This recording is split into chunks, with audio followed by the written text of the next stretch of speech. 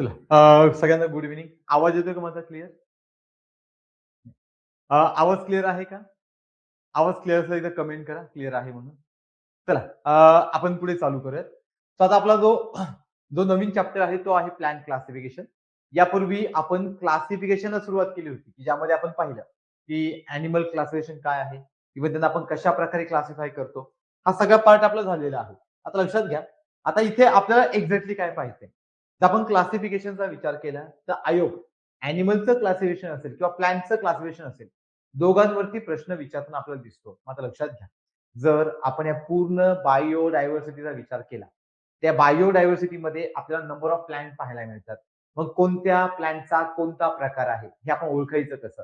तर त्यासाठी आपण पाहत असतो क्लासिफिकेशन. मग लक्षात घ्या, तर आपण पूर्ण क्लासिफिकेशन पाहिलं किंवा पूर्ण प्लॅन्टचा विचार केला, तर जे काही क्लासिफिकेशन आहे ते पूर्ण प्लॅन्टचं classification on the basis of criteria. त्यांचा जो काही क्रायटेरिया आहे त्या क्रायटेरियाच्या बेसिसवरती आपण त्यांना वेगवेगळ्या ग्रुपमध्ये क्लासिफाय करतो. आता क्लासिफाय करतो म्हणजे काय? समजा आता आपण जर विचार केला प्लॅन्टचा, प्रत्येक प्लॅन्टमध्ये काहीतरी फीचर असेल. काहीतरी फीचर असेल इन द सेन्स काहींना काही प्लॅन्टला ऑर्गॅन असतील, इव्हन काही प्लॅन्टला ऑर्गॅन नसतील, तर काही प्लॅन्ट पूर्णपणे ॲक्वॅटिक असतील, की जे पाण्यात राहतात. काही वनस्पतींचा ग्रुप आपल्याला उभयचर पाहायला भेटेल, की लाईक ॲज अ ब्रायोफायटा, की जे पाण्यात पण राहतील, जमिनीवरती पण राहतील. देन काही वनस्पतींमध्ये आपल्याला पूर्ण एक प्रॉपर ग्रोथ अँड डेव्हलपमेंट पाहायला मिळेल. मग लक्षात घ्या, तर आपण प्लॅन्टचं क्लासिफिकेशनचा विचार केला, तर इथे मोस्ट ऑफ रोल आपल्याला बेंथम आणि हुकर यांचा पाहायला मिळतो. सायंटिस्टचं नाव लक्षात राहू द्या. जर प्लॅन्टचा विचार केला तर मोस्ट ऑफ रोल कोणाचा पाहायला मिळतो? बेंथम आणि हुकर. याच्यावरती आयोगाने भरपूर वेळा प्रश्न विचारलेला आहे. तर आपण बेंथम आणि हुकर यांचा विचार केला, तर हे सगळ्यात फर्स्ट सायंटिस्ट आहेत, की ज्यांनी प्लॅन्टचं क्लासिफिकेशन दिलं. जसं आपण यापूर्वी ॲनिमलचं पाहिलं, ज्यामध्ये नंबर ऑफ सायंटिस्ट होते. इव्हन ॲरिस्टॉटल पासून आपण डॉम्बस्की आणि मेयर नंतर देन आपण पुढे मॉडर्न मेथड पाहिली होती. तसं प्लॅन्टमध्ये पाहायला मिळत नाही. प्लॅन्टचं क्लासिफिकेशन एकदम सिंपल आहे. मग इमॅजिन करा, समजा आपण बेंथम आणि हुकर असू आणि समजा आपल्यापुढे टार्गेट आहे, की आपल्याला ह्या वनस्पतींचा ग्रुप बनवायचा. तर आपण कसा बनवू? तर लक्षात घ्या, ग्रुप बनवताना आपल्याला त्या वनस्पतींचा स्टडी करावा लागेल. ज्यावेळेस आपण त्या प्लॅनचा स्टडी करू, ड्युरिंग स्टडी आपल्याला त्यांना सेपरेट किंवा सॉर्ट आउट करावं लागेल. आणि ज्यावेळेस आपण त्यांना सॉर्ट आउट करू, त्यांना सॉर्ट आउट करताना त्यांचे जे कॅरेक्टर आहे, मग आता कॅरेक्टर कोणते असणार? तर आपण जर प्लॅनचा विचार केला, तर प्लॅन्टला आपल्याला काही क्रायटेरिया डिझाइन करावे लागतील. हा मुद्दा लक्षात राहू द्या. क्रायटेरिया म्हणजे असे क्रायटेरिया किंवा असे नियम बनवावे लागतील, की ज्या नियमांच्या आधारावर आपण त्या प्लॅन्टला काय करणार आहे? तो वेगवेगळ्या ग्रुपमध्ये डिव्हाईड करणार आहोत. मग लक्षात घ्या, मग इथे क्रायटेरिया कोणता? तर सगळ्यात फर्स्ट क्रायटेरिया डिझाइन करतो presence or absence of organ. लक्षात घ्या, त्या प्लॅनकडे कोणता ऑर्गॅन आहे किंवा कोणता ऑर्गॅन नाही, या बेसिसवरती आपण त्यांना क्लासिफाय करतो. म्हणजे आपण ऑर्गॅनचा विचार केला तर प्लॅनकडे कोणकोणते ऑर्गॅन आहेत लक्षात घ्या. जसं की आपण पाहतो प्लॅनकडे लिव्ह सारखं पार्ट आहे, देन प्लॅनकडे रूट सारखा पार्ट आहे. हे सगळं लक्षात घ्या बरं का, फार महत्वाचं आहे. जसं आपण ॲनिमलचं पाहिलं, ॲनिमलचं थोडं कॉम्प्लिकेटेड होतं. कारण ॲनिमलमध्ये आपल्याला ऑर्गॅन आणि ऑर्गॅन सिस्टीम व्हेरिएशन फॉर्ममध्ये पाहायला मिळतात. हेच जर आपण प्लॅन्टचा विचार केला तर प्लॅन्टमध्ये मोस्ट ऑफ व्हेरिएशन पाहायला मिळत नाही. सो हे classification as compare to animal कसं राहतं? इझी राहतं. मग लक्षात घ्या, जर ऑर्गॅनचा विचार केला, लिव्हज आहे, रूट आहे, स्टेम आहे. हे नॉर्मल ऑर्गॅन आहेत. पण जर आपण याच्याही पुढे गेलो तर आपल्याला इथे पाहायला मिळतो फ्लावर. मात्र लक्षात घ्या, जर आपण प्लॅन्टमध्ये असणाऱ्या फ्लावर भागाचा विचार केला किंवा फ्लावर पार्टचा विचार केला, तर फ्लावर हा one of the reproductive organ आहे, की जो रिप्रोडक्शनसाठी महत्वाचा असतो. आणि जर फ्लावर हा रिप्रोडक्शनसाठी महत्वाचा असेल, तर आपल्याला या पूर्ण प्लॅन्टला क्लासिफाय करण्यासाठी काय महत्वाचं राहील? तर फ्लावर राहील. मग लक्षात घ्या, on the basis of flower आपण प्लॅन्टला क्लासिफाय करतो. पण फ्लावर वरूनच का? बिकॉज फ्लावर हा त्यांचा जेंडर पार्ट आहे. तर आपण कोणत्याही प्लॅन्टचा विचार केला आणि जर त्या प्लॅन्टमध्ये फ्रूट फॉर्मेशन होत असेल, तर फ्रूट फॉर्मेशनसाठी रिस्पॉन्सिबल असणारा पार्ट म्हणजे फ्लावर आहे. जसं आपण यापूर्वी सेक्शुअल रिप्रोडक्शनचा स्टडी केला, तर आपण सेक्शुअल रिप्रोडक्शन मध्ये पाहिलं तर आपल्याला 2 गॅमेट लागतात. त्या 2 रिप्रोडक्टिव्ह पार्ट लागतात. सेम जर आपण प्लॅन्टचा सेक्शुअल रिप्रोडक्शनचा विचार केला, तर प्लॅन्टमध्ये होणारं सेक्शुअल रिप्रोडक्शन हे फ्लावरमध्ये होतं. सो फ्लावर त्यांचा कोणता पार्ट झाला? तर रिप्रोडक्टिव्ह पार्ट. जे बाकीचे पार्ट आहे त्यांना आपण काय म्हणतो? Vegetative part. हे फक्त ग्रोथ अँड डेव्हलपमेंट करतात आणि हे नवीन जनरेशन अपियर करतात. देन आपला अजून एक पार्ट पाहायला मिळतो तो म्हणजे सीड. मग लक्षात घ्या, आता सीड सगळ्यात महत्वाचं आहे. सीड म्हणजे बियांची निर्मिती. जर आपण बियांची निर्मिती पाहिली तर ती ह्या फ्लावर पासून होईल. आणि जर या ठिकाणी बियांची निर्मिती किंवा सीड फॉर्मेशन होत असेल, then on the basis of seed आपण प्लांटला 2 ग्रुपमध्ये डिवाइड करतो. आता हे दोनही ग्रुप लक्षात ठेवायचे. जर तुम्ही या पूर्ण क्लासिफिकेशनचा विचार केला, तर आतापर्यंत आयोगाने भरपूरदा याच्यावरती प्रश्न विचारलेले आहेत. मात्र लक्षात घ्या, जर आपण सीड फॉर्मेशन पाहिलं किंवा सीडचा विचार केला, तर on the basis of seed आपण प्लांटला 2 ग्रुपमध्ये डिवाइड करतो. मात्र लक्षात घ्या, हे असं कसं? जर आपण ह्या बेंथम आणि हुकरचा विचार केला, तर यांनी काय केलं? प्लांटला वेगवेगळ्या ग्रुपमध्ये डिवाइड केलं. पण वेगवेगळ्या ग्रुपमध्ये डिवाइड करण्यासाठी त्यांनी त्यासाठी काय बनवले? स्वतःचे काही क्रायटेरिया बनवले, स्वतःचे काही रूल बनवले. ज्यावेळेस त्यांनी स्वतःचे काही क्रायटेरिया बनवले, हे क्रायटेरिया कोणाच्या बेसिसवरती होते? ऑर्गॅनच्या. मग कोणता ऑर्गॅन प्रेझेंट आहे, कोणता ऑर्गॅन अब्सेंट आहे, या प्रेझेन्स अँड अब्सेन्स वरून त्यांनी काय बनवले? तर ग्रुप बनवले. मग लक्षात घ्या, त्यामध्ये त्यांनी सगळ्यात मेजर ग्रुप कोणता घेतला? सीडचा घेतला. तर त्यांनी सीडचा विचार केला, तर त्यांना एक गोष्ट जाणवली, असे काही वनस्पती आहे की ज्यांच्याकडे सीड नाही आणि असे काही वनस्पती आहे की त्यांच्याकडे सीड आहे. लक्षात घ्या, on the basis of seed, मी काय म्हणतो लक्षात घ्या, on the basis of seed त्यांनी आपल्याला 2 ग्रुपमध्ये प्लांटचं क्लासिफिकेशन केलेलं पाहायला मिळतं. मग ते 2 ग्रुप कोणते? मग लक्षात घ्या, जर आपण 2 ग्रुप पाहिले तर पूर्ण प्लांटचं क्लासिफिकेशन हे आपल्याला बेंथम आणि हुकर यांच्या थेरीनुसार 2 ग्रुपमध्ये, म्हणजेच एका ग्रुपला म्हणतो आपण क्रिप्टोगॅम. नाव लक्षात घ्या, एक ग्रुप कोणता आहे आपल्याकडे? क्रिप्टोगॅम. आणि जो सेकंड ग्रुप आहे त्या ग्रुपला म्हणतो आपण फॅनरोगॅम. आता तुम्हाला हा टेबल जर माझ्यासोबत ड्रॉ केला तर जास्त चांगलं राहील, कारण ह्याच टेबलवरती तुम्हाला सगळे पीवायक्यू आणि इथून येणारे प्रश्न टॅकल होणार आहेत. बिकॉज आता आपण जे काही आता हा टेबल ड्रॉ करणार आहोत किंवा जो काही आता आपण डायग्राम ड्रॉ करू, त्या पूर्ण टेबलमध्ये सगळा चॅप्टर लपलेला पाहायला भेटेल. मात्र लक्षात घ्या, क्रिप्टोगॅम म्हणजे काय? यांनाच मराठीमध्ये आपण म्हणतो अबीजपत्री वनस्पती. आता अबीजपत्री म्हणजे काय? आताच पाहिलं आपण की on the basis of seed, म्हणजे बियांच्या प्रेझेन्स वरून किंवा बियांच्या अब्सेन्स वरून आपण प्लॅनचे हे 2 ग्रुप तयार करतो. जर बियांच्या प्रेझेन्स किंवा अब्सेन्स वरून आपण हे प्लॅनचे 2 ग्रुप बनवत असेल, तर पहिला ग्रुप कोणता आहे? अबीजपत्री. अबीजपत्री म्हणजे काय? की असे वनस्पती की ज्या वनस्पतीमध्ये सीड नसतं, म्हणजे सीड अब्सेंट आहे. जर सीड पार्ट पूर्ण अब्सेंट असेल, तर अशा वनस्पतींच्या ग्रुपला आपण काय म्हणतोय? क्रिप्टोगॅम. देन इकडे आलो, हा यांच्या विरुद्ध असेल, इथे आपल्याला सीड प्रेझेंट पाहायला मिळते. मग लक्षात घ्या, मी स्वतःच म्हटलं की on the basis of seed, म्हणजे सीड प्रेझेंट आहे की अब्सेंट आहे, या बेसिसवरती हे 2 ग्रुप तयार होतात. आता या बेसिसवरती हे 2 ग्रुप तयार होत असेल, तर फॅनरगॅमला मराठीमध्ये म्हणतो आपण बीजपत्री वनस्पती. लक्षात घ्या, यांना काय म्हणतो आपण? बीजपत्री वनस्पती. म्हणजे इथे जो वनस्पतींचा ग्रुप असेल, त्या सगळ्या वनस्पतींच्या ग्रुपमध्ये आपल्याला जे काही नंबर ऑफ सीड्स आहेत, त्या सीडचं फॉर्मेशन आहे ते पाहायला मिळतं. आता पुढे पहा, जर आपण अबीजपत्री वनस्पतींचा विचार केला, तर यांच्यामध्ये पण आपल्याला व्हेरिएशन पाहायला मिळतं. मग यांच्यामध्ये व्हेरिएशन म्हणजे काय पाहायला भेटतं? तर सिंपल आहे, इथे सुद्धा आपल्याला वेगवेगळ्या टाईपचे प्लॅन पाहायला मिळतात. मग जवळपास क्रिप्टोगॅम मध्ये आपण 3 प्रकार पाहतो. मग 3 प्रकार कोणते? तर पहिला प्रकार पाहायला मिळतो थॅलोफायटा. लक्षात घ्या, याच्यावरती आयोगाचा भरपूरदा पीवायक्यू आलेला आहे, तो लक्षात ठेवावा लागेल. पहिला प्रकार कोणता पाहायला मिळतो? थॅलोफायटा. देन सेकंड तुम्हाला प्रकार पाहायला मिळतो ब्रायोफायटा. लक्षात घ्या, दुसरा प्रकार आहे ब्रायोफायटा.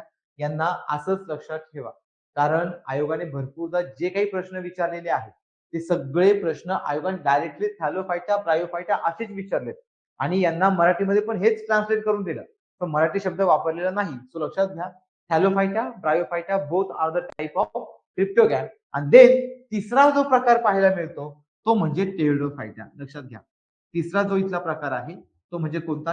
टेरिडोफायटा. तीनही नावं लक्षात घ्या. कोणकोणते नावं पाहिले आपण?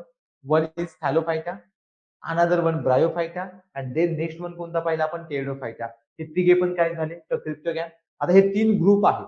जसं आपण अॅन्युअलचं पाहिलं होतं की फायलम पोरीफेरा आहे, फायलम निडारिया आहे, फायलम प्लेटीहेल्मिंथस आहे, फायलम एस्केलेहेल्मिंथस आहे. फायलम म्हणजे आपण त्यांचे वेगवेगळे संघ पाहिले होते. तसंच जर आपण यांचा विचार केला, तर यांचे सुद्धा आपल्याला वेगवेगळे संघ पाहायला मिळतात, की जसा पहिला आपण कोणता ग्रुप पाहतो? थॅलोफायटा. दुसरा ग्रुप कोणता आहे? ब्रायोफायटा. आणि तिसरा ग्रुप कोणता आहे? टेरिडोफायटा. तुम्हाला हे तिघे पण महत्वाचे आहेत. तर आतापर्यंत आयोगाने जे मोस्ट ऑफ क्वेश्चन विचारले, लक्षात घ्या मी काय म्हणतोय. आतापर्यंत आयोगाने जे मोस्ट ऑफ क्वेश्चन विचारलेत ते याच्यावरती विचारलेत. सो आपला क्रिप्टोगॅम फार महत्वाचा आहे.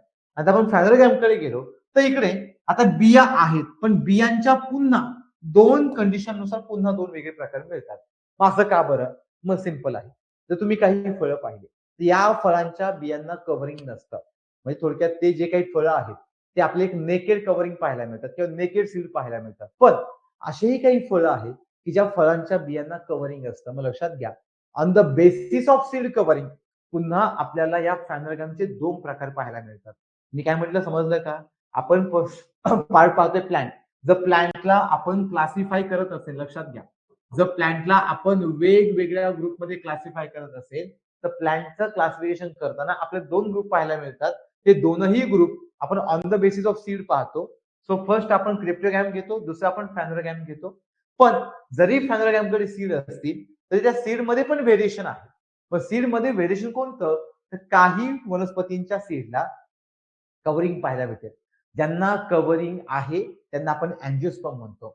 आणि ज्या बियांना कव्हरिंग नाही म्हणजे आवरण नाही त्यांना आपण जिम्नोस्पर्म म्हणतो. मग लक्षात घ्या, इथे सुद्धा आपले 2 ग्रुप पाहायला मिळतात. सो पहिला ग्रुप इथे कोणता पाहायला मिळतो? जिम्नोस्पर्म. फर्स्ट ग्रुप कोणता आहे इथे? जिम्नोस्पर्म. आणि दुसरा ग्रुप कोणता पाहायला मिळतो आपल्याला? Angiosperm. So gymnosperm and angiosperm both are the group of phanerogam. दोघे पण फॅनोग्रामचे प्रकार आहेत. लक्षात घ्या, यांना आपण म्हणतो अनावृत्त बीजे. अनावृत्त म्हणजे कोणत्याही प्रकारची कव्हरिंग नाही. आणि यांना म्हणतो आपण आवृत्त बीजे. आवृत्त बीजे म्हणजे कव्हरिंग आहे. एक्झाम्पल जर तुम्ही इथे पाहिलं तर आपले सायकस सारखे प्लांट आहे, क्रिसमस प्लांट आहे किंवा कोणताही पेरेनियल प्लांट की ज्या पेरेनियल प्लांटमध्ये आपल्याला सीड पाहायला मिळते पण सीडला कव्हरिंग नाही. किंवा तुम्ही नारळही पाहू शकता, लाईक याचं कोकोनट. जर आपण नारळाचा विचार केला तर नारळ काय आहे? एक बाहेरून एक हार्ड पोर्शन आहे. जर बाहेरून एक हार्ड पोर्शन असेल किंवा कठीण भाग असेल तर बाहेरचा असणारा कठीण भाग म्हणजे काय झाला? तो वन ऑफ द जिम्नोस्पर्म. आणि हेच जर आपण आंब्याचं एक्झाम्पल घेतलं किंवा मँगोचं एक्झाम्पल घेतलं तर त्याच्यामध्ये जो कोईचा भाग आहे त्या कोईच्या भागाच्या वरती म्हणजे सीडच्या भागाच्या वरती आपल्याला एक लेअर पाहायला मिळते. आता सीडच्या भागाच्या वरती एक लेअर पाहायला मिळत असेल तो भाग म्हणजे काय झाला? आपला अँजिओस्पर्म. लक्षात घ्या. सो आता पूर्णपणे आपण प्लांटला असं क्लासिफाय करतो. आता आपण जर अँजिओस्पर्म कडे गेलो तर पुन्हा ह्या अँजिओस्पर्म मध्ये पुन्हा 2 ग्रुप पाहायला मिळतात. 2 ग्रुप कोणते? एक ग्रुप पाहायला मिळतो डायकॉट, ते आपण डायकॉटिलिडॉन म्हणतो. आणि दुसरा ग्रुप पाहायला मिळतो मोनोकॉट. लक्षात घ्या, कोणकोणते ग्रुप पाहायला मिळतात? Dicot and monocot. हे लक्षात राहू द्या. इव्हन तुम्ही हे माझ्यासोबत लिहून घेतलं तरी चालेल, फार महत्वाचं आहे. आता हा सगळा झाला आपला एक चॅप्टर. मात्र लक्षात घ्या, आता आपल्याला इथे एक एक पार्ट घ्यायचा आहे की सगळ्यात फर्स्ट थॅलोफायटा काय आहे, देन थॅलोफायटापासून ब्रायोफायटा काय आहे, ब्रायोफायटा टेरिडोफायटा काय आहे, देन पुन्हा जिम्नोस्पर्म काय आहे, आणि मग आपल्याला जायचंय अँजिओस्पर्म कडे. मात्र लक्षात घ्या, तर आपण ह्या पूर्ण प्लांट क्लासिफिकेशनचा स्टडी केला, त्या क्लासिफिकेशनचा विचार केला. तर आता आपल्याला इव्हॉल्युशन पाहायचंय. इव्हॉल्युशन म्हणजे उत्क्रांती. म्हणजे आता आपल्याला उत्क्रांतीमध्ये पाहायचंय की सगळ्यात पहिली वनस्पती कशी असेल, मग ती मे बी युनिसेल्युलर असेल, मग ती हळूहळू मल्टीसेल्युलर झाली, मग त्याचा टिश्यू तयार झाला, मग त्यांना ऑर्गॅन तयार झाले आणि मग ते ऑर्गॅन सिस्टीमकडे गेले. पण जर आपण हा पूर्ण वे पाहिला तर पूर्ण वे तयार होताना आपल्याला एक गोष्ट जाणवते की जो सगळ्यात पहिला पृथ्वीवरचा वनस्पतींचा ग्रुप असेल तो एकदम साधा असेल, एकदम सिंपल असेल. असा सिंपल ग्रुप म्हणजे काय आहे आपल्याकडे? थॅलोफायटा. तिथून पुढे त्या थॅलोफायटामध्ये उत्क्रांती होत गेली. तो उत्क्रांती होताना हळूहळू जमिनीवरती येण्याचा प्रयत्न करू लागला. जर तो जमिनीवरती येण्याचा प्रयत्न करत असेल तर तो पूर्ण क्षमतेने जमिनीवरती आला का? नाही. म्हणजे तो ग्रुप झाला ब्रायोफायटा. नंतर तो अजून इव्हॉल्युशन करतो आणि तो जमिनीवरती येण्याचा प्रयत्न करतो. मग अशाच आपण त्याला काय म्हणतो? टेरिडोफायटा. आणि तिथून पुढे आपण ही कन्व्हर्जन पाहतो. मात्र लक्षात घ्या, सिंपल आहे. आपल्याला एक गोष्ट माहित आहे, तर आपण पृथ्वीचा विचार केला तर पृथ्वीवरती सगळ्यात पहिले पाणी होतं. आता सगळ्यात पहिल्यांदा पृथ्वीवरती पाणी पाहायला मिळत असेल तर पाण्यातलीच आपण सगळ्यात फर्स्ट लाईफ पाहतो. म्हणजेच काय, की सगळ्यात फर्स्ट जी लाईफ तयार होईल मग ती कोणतीही असो, अॅनिमल्सची सेल असो किंवा प्लांटची सेल असो, त्यांचं फॉर्मेशन आपल्याला नेहमी पाण्यामध्ये म्हणजे नेहमी ॲक्वाटिक कंडिशनमध्ये पाहायला मिळतं. आणि जर त्यांचं फॉर्मेशन नेहमी आपण ॲक्वाटिक कंडिशनमध्ये पाहत असेल तर याचा अर्थ सगळ्यात पहिल्यांदा तयार झालेली सेल ही पण काय असणार आहे? तर ॲक्वाटिक. मग लक्षात घ्या. तर आता आपण काय करूयात? प्रत्येक ग्रुप इंडिव्हिज्युअल पाहत जाऊयात. आता इंडिव्हिज्युअल पाहताना आपण सुरुवात करू थॅलोफायटापासून, म्हणजे क्रिप्टोगॅम पासून. तर क्रिप्टोगॅम मधला सगळ्यात पहिला प्रकार घेऊ थॅलोफायटा. आणि हे सगळं झालं की मग आपण आपल्या पीडीएफ कडे जाऊ आणि पीडीएफ मध्ये जे काही एक्झाम्पल आहेत ते सगळे एक्झाम्पल पाहून घेऊयात. मात्र लक्षात घ्या, जर आपण थॅलोफायटाचा विचार केला तर थॅलोफायटा एक्झॅक्टली म्हणायचं कुणाला? आता एक एक प्रकार महत्वाचा आहे बरं का. आता आपण सगळे प्रकार इथे डिस्कस करणार आहोत. तो फर्स्ट टाईप आपण कोणता पाहतोय? थॅलोफायटा. आता थॅलोफायटा काय आहे लक्षात घ्या. नावाचं थॅलोफायटा. तर आपण नावाचा विचार केला तर नावामध्ये थॅलो म्हटलंय. थॅलो म्हणजे थॅलस. लक्षात घ्या. थॅलो म्हणजे काय झालं? थॅलस. थॅलस हा एक शेप असतो. थॅलस काय आहे? एक शेप आहे. हा असा शेप आहे की ज्या प्लॅन्टला कोणताही बॉडी ऑर्गॅन नसतो. लक्षात घ्या मी काय म्हणतोय. थॅलस म्हणजे हा असा शेप आहे की इथे कोणताही बॉडी ऑर्गॅन नाही. जर इथे कोणताही बॉडी ऑर्गॅन नसेल तर याचा अर्थ असा झाला, हा वनस्पतींचा असा ग्रुप आहे की ज्या ग्रुपमध्ये आपल्याला कोणताही बॉडी पार्ट पाहायला मिळत नाही. कोणताही बॉडी पार्ट पाहायला मिळत नाही म्हणजे रूट नाही, स्टेम नाही, लीव्हज नाही. मग कोणत्याही वनस्पतींना रूट कधी असतील? सिंपल आहे, एखादी वनस्पती तुम्हाला जमिनीवरती ग्रो झालेली दिसते किंवा लँडवरती ग्रो झालेली दिसते, तर अशा वेळेस त्यांना रूट असतात. का बरं? त्या ते मातीमध्ये फिक्स होतात आणि मातीतील पाणी ऍब्झॉर्ब करतात. पण हा असा वनस्पतींचा ग्रुप आहे, यांना बॉडी ऑर्गॅनच नाही, रूट नाही, स्टेम नाही, लीव्हज नाही, फ्रूट नाही, फ्लावर नाही, काहीच नाही. म्हणजेच असा आकार जर आपण पाहिला तर आपल्याला हा एक अशा शेपमध्ये पाहायला मिळतो आणि अशा आकाराला आपण काय म्हणतो? तो वन ऑफ द थॅलस शेप. लक्षात घ्या. अशा आकाराला आपण काय म्हणतो? थॅलस शेप. बिकॉज कोणताही पार्ट नाही. पण यांच्या बॉडीमध्ये आपल्याला काही अमाऊंटमध्ये क्लोरोफिल पाहायला मिळतं. लक्षात घ्या. यांच्या बॉडीमध्ये आपण काय पाहतो? क्लोरोफिल. आणि जर यांच्या बॉडीमध्ये क्लोरोफिल पाहायला मिळत असेल तर याचा अर्थ असा झाला, यांच्याकडे क्लोरोफिल पिगमेंट आहे. आणि जर यांच्याकडे क्लोरोफिल पिगमेंट असतील तर हे परफॉर्म करतात फोटोसिंथेटिक रिएक्शन. लक्षात घ्या. हे काय परफॉर्म करतात? फोटोसिंथेटिक रिएक्शन किंवा फोटोसिंथेसिस.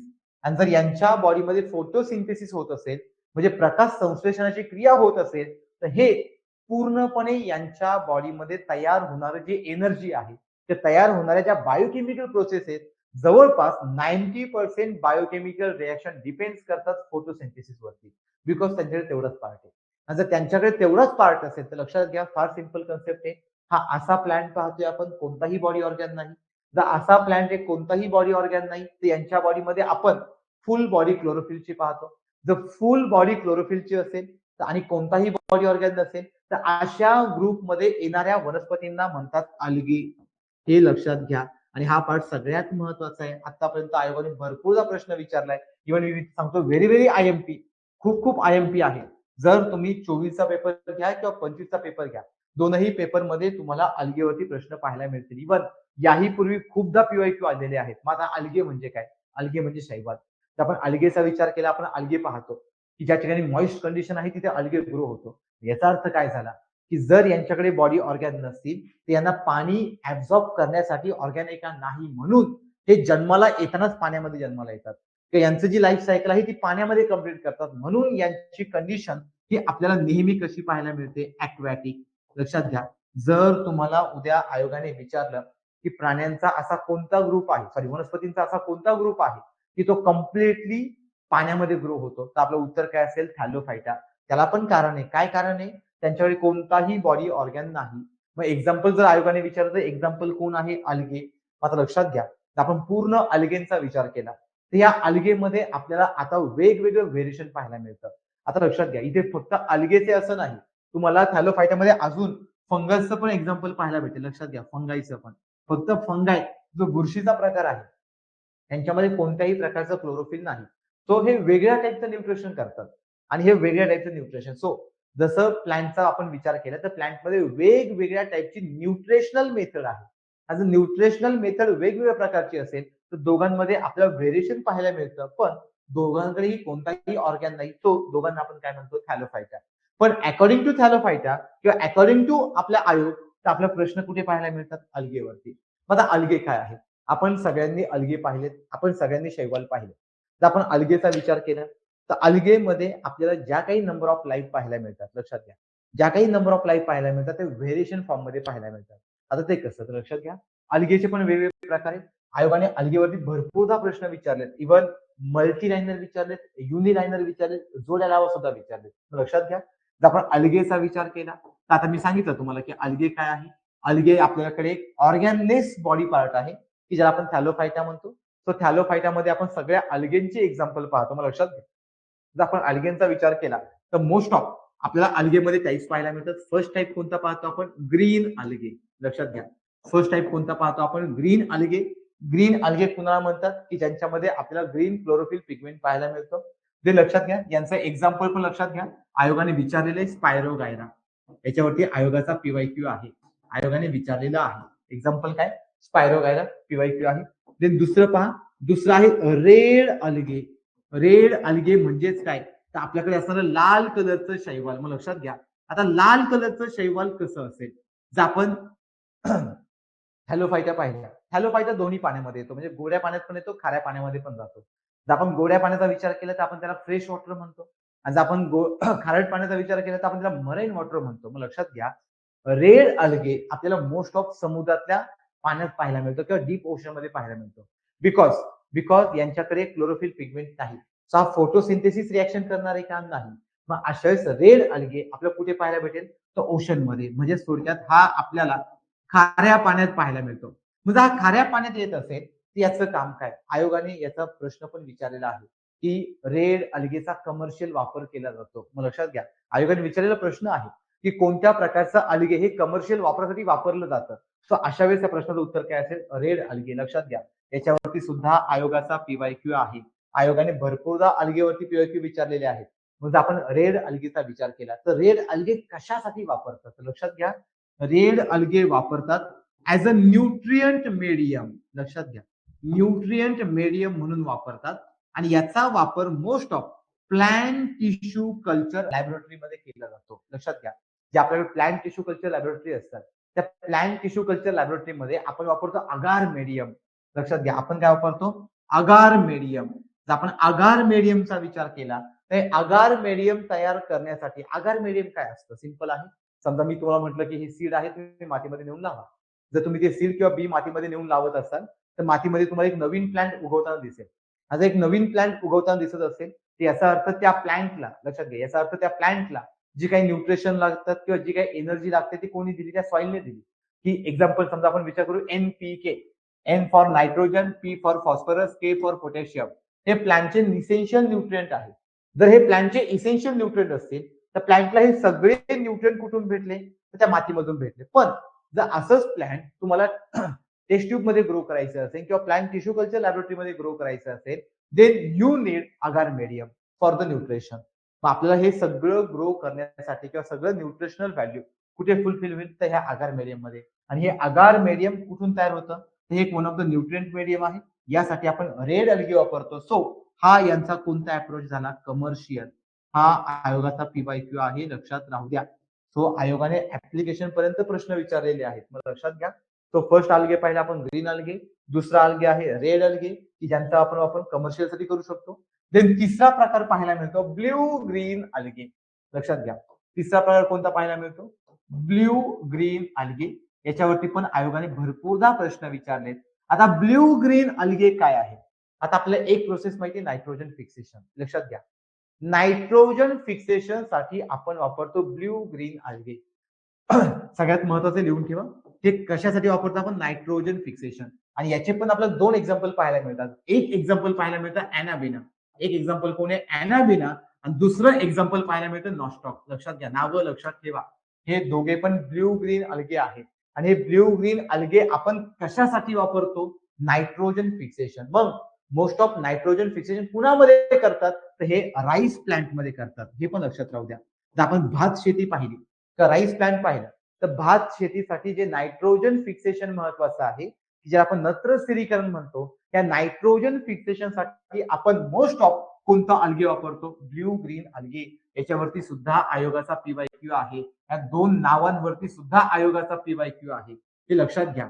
मग आता जर आयोग भरपूरदा आपल्याला यांचे पॅरलल नेम सुद्धा देतो, यांनाच आपण सायनोफायसी सुद्धा म्हणतो. लक्षात घ्या, यांनाच आपण काय म्हणतो, सायनोफायसी सुद्धा म्हणतो. आता आपण सायनोफायसीचा विचार केला तर यांना सायनोफायसी का म्हणतात, बिकॉज अशा टाईपच्या अल्गेला सायनोबॅक्टेरिया सुद्धा म्हणतात. लक्षात घ्या, यांनाच आपण काय म्हणतो, सायनोबॅक्टेरिया सुद्धा म्हणतो. मग जर आयोगाने तुम्हाला सायनोबॅक्टेरिया विचारलं किंवा आयोगाने तुम्हाला ब्ल्यू ग्रीन अल्गे विचारलं किंवा आयोगाने तुम्हाला अॅनाबिना नॉस्टॉक विचारलं, सगळ्यांचं काम एकच आहे, नायट्रोजन फिक्सेशन. मात्र लक्षात घ्या, नायट्रोजन फिक्सेशन करणारे बॅक्टेरिया वेगवेगळे आहेत. जसं की आपण रायझोबियम पाहतो. लक्षात घ्या, रायझोबियम हा पण नायट्रोजन फिक्सेशन करतो. हे नावं लक्षात घ्या, रायझोबियम नायट्रोजन फिक्सेशन करतो, पण ते नॉर्मल आपल्याला जे सॉइल मध्ये प्लॅन्ट ग्रो होतात त्यांच्यामध्ये करतो. पण जर आपण ह्या राईसचा विचार केला तर राईस हे कम्प्लिटली आपले मोस्ट ऑफ ऍक्वेटिक कंडिशन मध्ये पाहायला मिळतात.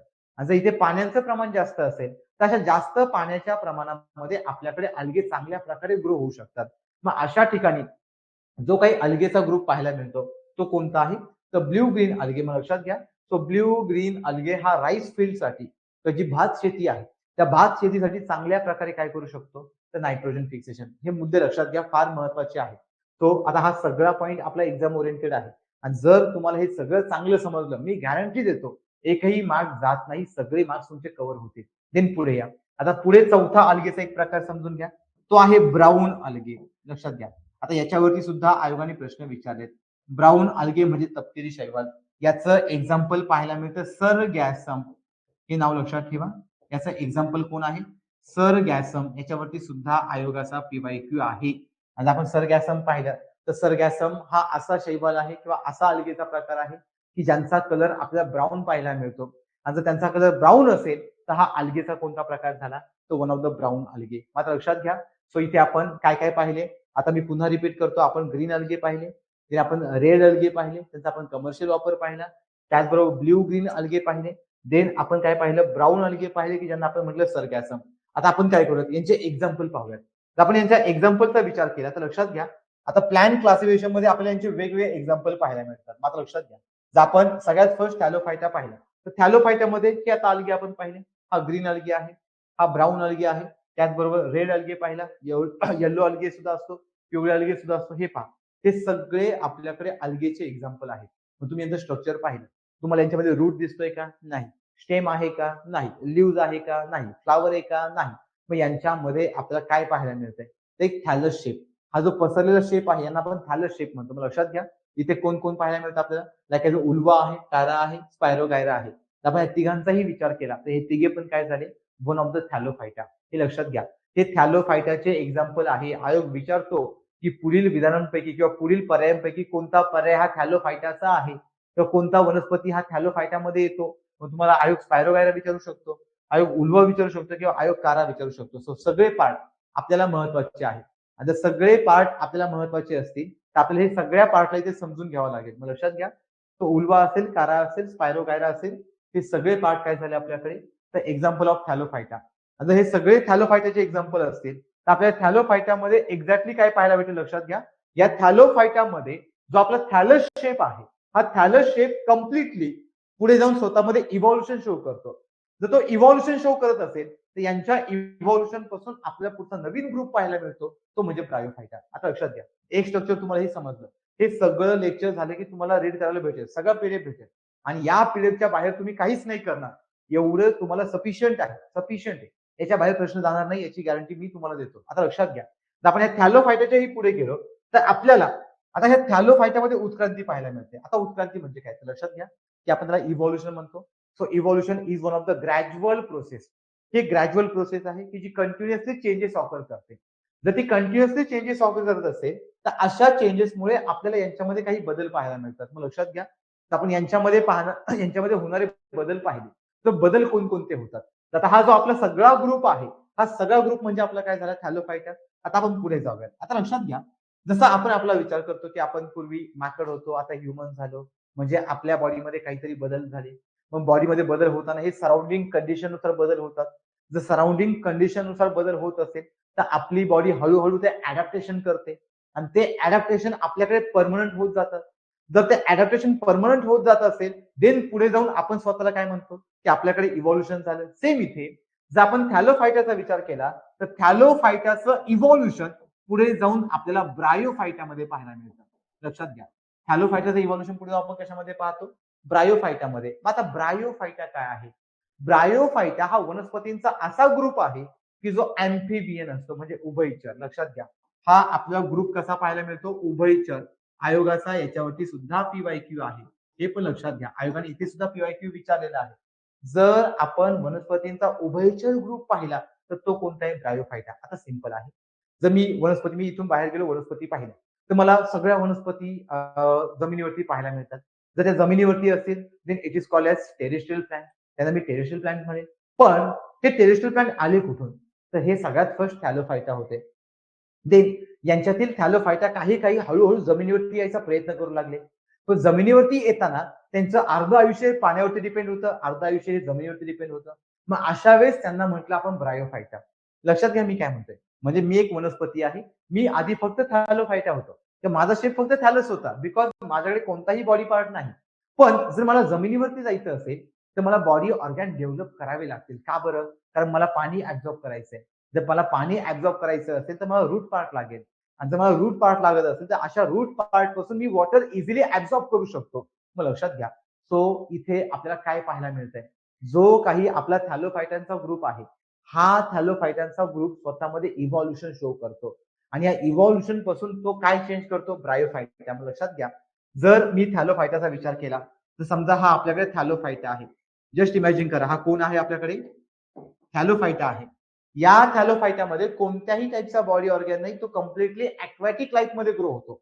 जर तो कम्प्लिटली अक्वॅटिक लाईफ मध्ये ग्रो होत असेल तर हळूहळू तो थॅलोफायटा जमिनीवरती येण्याचा प्रयत्न करतो. लक्षात घ्या, तो कशावरती येण्याचा प्रयत्न करतो? जमिनीवरती. पण जमिनीवरती येण्याचा प्रयत्न करताना त्याला, लक्षात घ्या, त्याला त्याची पूर्ण लाईफ पूर्वी कोण होती? थॅलोफायटा होती. मग थॅलोफायटाची कंडिशन काय?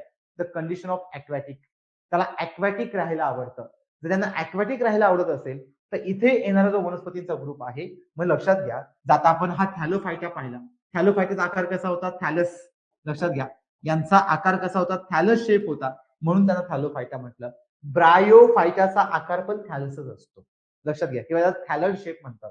जर आपण ब्रायोफायटाचं सुद्धा स्ट्रक्चर पाहिलं किंवा ब्रायोफायटाचा सुद्धा आकार पाहिला, त्यांचाही आकार कसा आहे? थॅलस शेपचा आहे किंवा थॅलड शेपचा आहे.